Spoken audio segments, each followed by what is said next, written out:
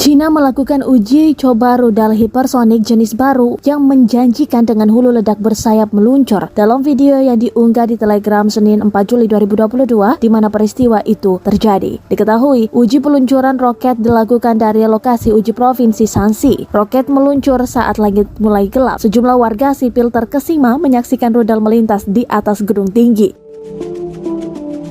Seperti diketahui, hubungan antara China dan Taiwan makin panas. China terus melakukan latihan militer hingga percobaan militer demi kesiapannya dalam memberikan serangan ataupun berjaga-jaga dari musuh.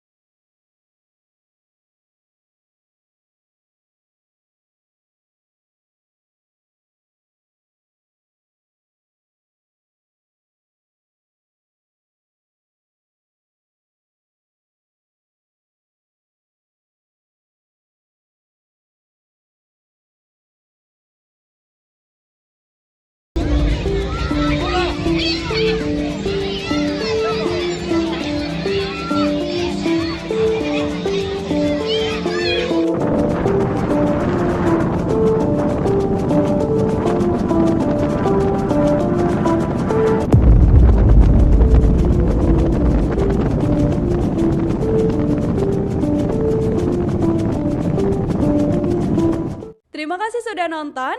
Jangan lupa like, subscribe, dan share ya.